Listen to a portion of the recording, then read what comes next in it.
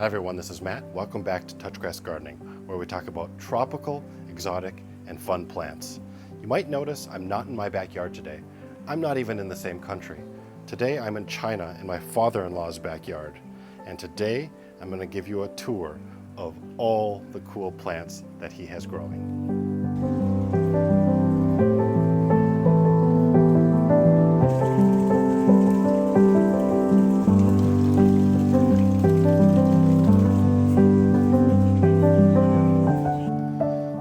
Right when you walk into his house, there's an entryway.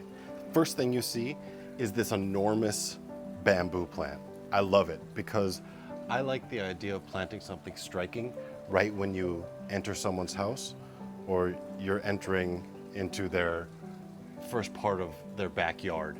And so this bamboo really fits the bill. The crazy thing about this bamboo is that it was planted over 20 years ago. So he's been in this house a long time. And when he first planted it, he thought he was going to put a bunch of different things in this giant raised bed area. And the bamboo really has completely taken over. But at the same time, there's a jujube tree hidden back there, growing that way towards the sun, trying to get away from the bamboo. And the tree is still doing fine and producing fruit. So you can see when you have this type of aggressive bamboo, how it really just takes over an entire area. And I will note, this is running bamboo. It's very clearly running bamboo based on how it's structured. If you want to learn more, you can watch my previous video on running versus clumping bamboo. But in this whole area where there's soil, all the way up against the rocks on this side, all the way up against the wall on that side, these shoots are coming up and going 40 feet into the sky. So this is the running type of very aggressive bamboo. And the cool thing is when you have a tropical running bamboo, it just gets massive. There's not a whole lot of clumpers that get this big, but this running bamboo is just so big. You can even see right next to me, there was a storm the other day and one of them fell over, and we're gonna have to take care of that later. But this is just, I can't even get my hand around it. And it's just so cool. I love how striking this bamboo is, and it's just the perfect thing for an entryway, especially for a Chinese apartment. So it's actually very rare that a Chinese apartment will have a yard or any place to plant things in the ground. And that's why my father-in-law's place is so unique, because he's on the first floor of the apartment. So he has a little bit more land than a lot of other people. And so he has really taken advantage of that, first with the bamboo we saw, but also this fragrant tea olive tree, which is right here, fully mature, 25, 30 feet tall. This is a really cool tree because it's one of the most fragrant, best smelling trees that you can really find. And it's so big, it's so mature, and I really have never seen this in my area. The interesting thing is I tried to grow it in Arizona last year. I put it in the ground, but it just got scorched by the summer. I want to try again in full shade, just keeping it in a pot. But this tea olive tree is one that, if you are in slightly cooler climates, this one is a really cool, unique tree that is known and respected and loved in China, but is not one that I see a ton of in the US. And the note on the climate that I want to say is that we're both zone 9, but in the summer here, it only gets to about 100 degrees at the hottest. And so they don't really have those extreme summers like we do in the Phoenix, Arizona area. And so they're able to grow a tree like this. There's magnolias all along the streets here. There's these type of trees that can just do really well in full sun in a warm climate, and then one that just gets to about 20, 25 degrees Fahrenheit in the winter. So this is a cold hardy tree as well, but it's not gonna grow in full sun in Phoenix. And that's why I love coming to an area like this where I get to see trees that aren't like the ones at my house. Although right next to it, you can see there's a sago palm. There's 2 of them right next to me that I have in my backyard as well. So it's the same zone, but the type of trees that you can grow and what you can do, there's some overlap, but there's also massive differences. And that's why it's just really fun to go to different parts of the world and see what type of trees are in the climate, and then think about how it compares to your own. The third in-ground plant at my father-in-law's house is actually one that I have in my own backyard, also in ground, and that's Loquat. So this Loquat tree is in pretty much full sun, which is different than mine, which is in pretty much all day filtered sun. And this tree has been through a lot because we redid his apartment last year. This building next to it is new, so they cut like half this tree off. There used to be a bunch more over here. It defoliated a bit because it was so stressed out. It also has an air conditioning unit right next to it, blowing hot air on it all day long. So this tree is in just a very strange position, has been through a lot, but is still doing well and looking for sun going up through here. And the great thing is, it's still a beautiful tree, even though it's more thin than it probably wants to be if it wasn't so stressed. Also, you can see there's a lot of crossing branches that should be cut off so that it can kind of grow without rubbing together and potentially diseasing it later. But I was just so struck when I came here and I saw a loquat. And then I started noticing a lot more loquats, even on the street, because it's a really great tree for the type of climate that has slightly milder summers where they can be in full sun, but they're also super cold hardy trees and they're evergreen. So it's really a nice type of fruit tree for a place that's not where I live in Phoenix, Arizona, but because I love the fruit so much, I was like, how do I plant one? And if you watch my video on Loquat, you can see that you can plant one and you can get it to fruit. You just have to put it in filtered sun or give it some shade in the afternoon in the first few years. But Loquat is just such a cool tree, and you can see it in lots of different areas of the world. And in this one here, it's right in the backyard, right in the ground, looking beautiful. So the potted shrub next to me is one that I really love. It's called Loropetalum, and it is an evergreen, has a very kind of unique shape to it. In some sense, it reminds me of the jaboticabas that I have in my backyard, kind of like the small leaves, sort of branching out in different areas. New growth is kind of a lighter green than old growth. And even some of the new growth has a purplish tinge to it. And it just is one that does really well in a pot. I didn't realize that until I came here, because I actually tried to grow this in Phoenix, Arizona. I put it in the ground and it got burnt up in the summer, just like the tea olive. But I think in the future I'm gonna try again, keep it in a pot and put it in filtered sun or shade and see how it does, because this is just a beautiful shrub that I think adds a lot to an area and can grow in a small area against the wall and really add a unique look. It's just a beautiful shrub that I just don't often see where I live, and I think is one that should be planted more, and I think could survive actually if it was given shade in my area. So Loropetalum, beautiful. There's actually one more. Let's go look at it now. So this is the other Loropetalum, and I really like this one because the new growth is purple.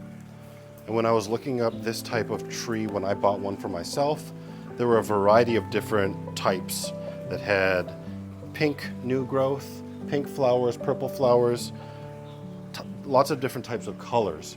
But I think what this one really shows, the reason I'm really excited about this tree is how unique and beautiful just the structure of the tree is.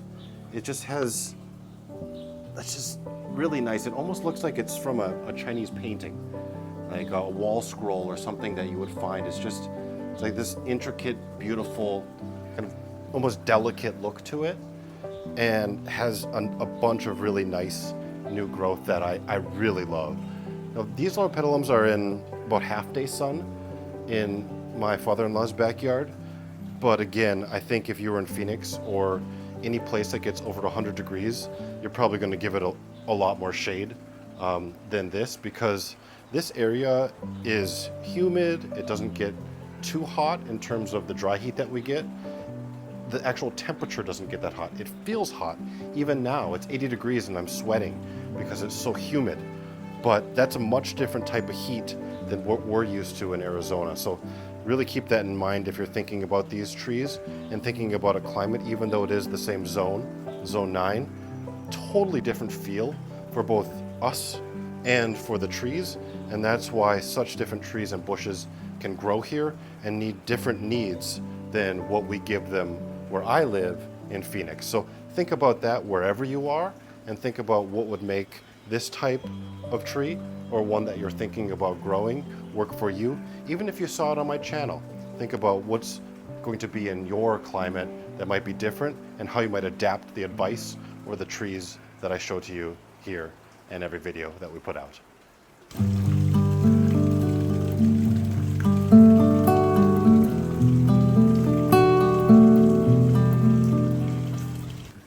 Something that I've always wanted in my own backyard is a koi pond.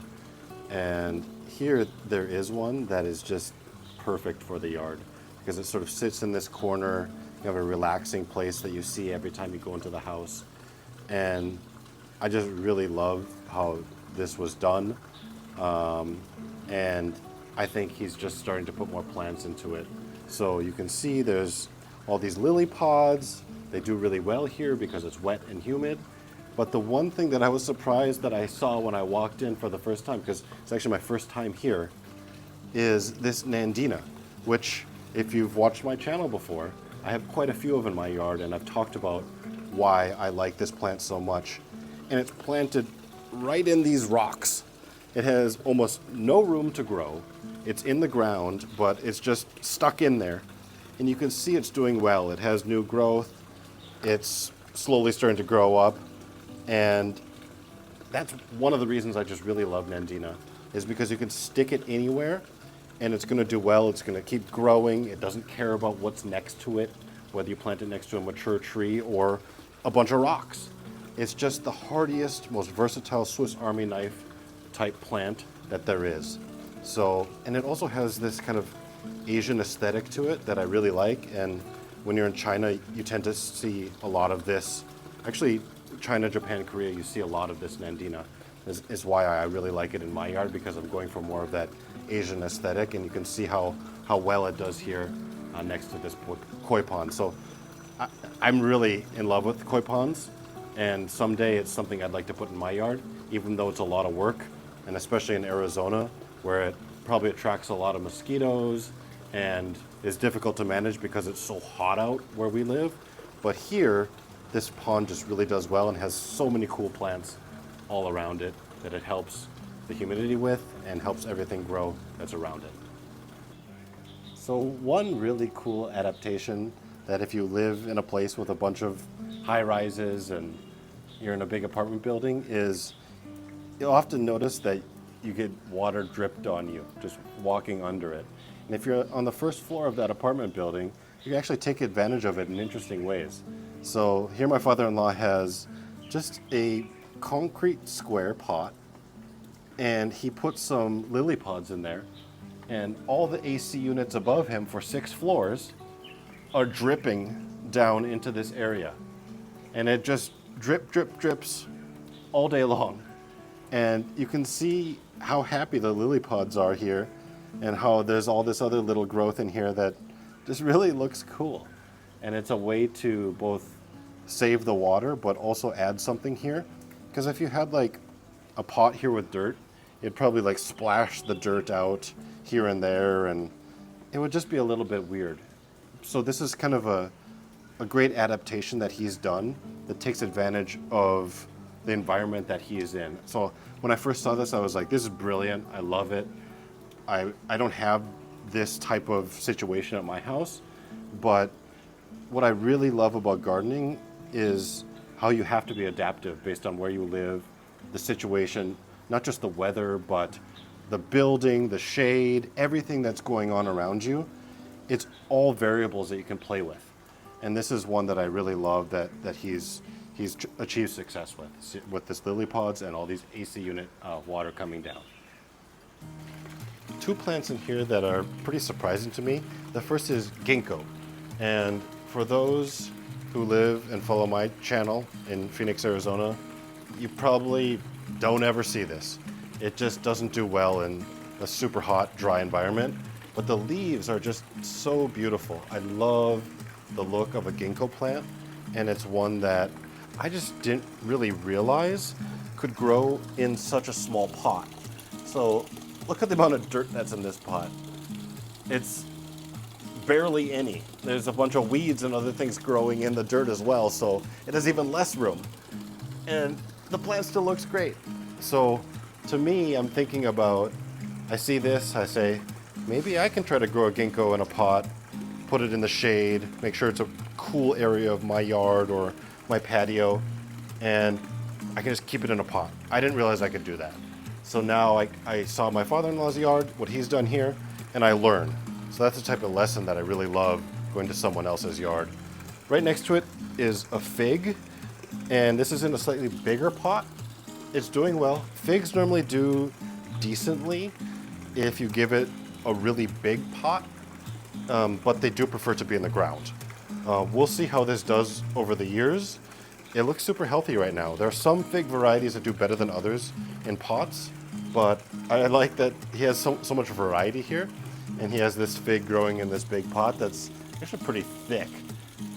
It doesn't look like it was made from cutting because it's so thick down here, and then it's kind of got this weird branching out and thinner up here. So I don't know if he had this from a seed or what this was exactly, but it's just a really interesting look, and I like that he has something different that I also have in my yard. So fig and ginkgo.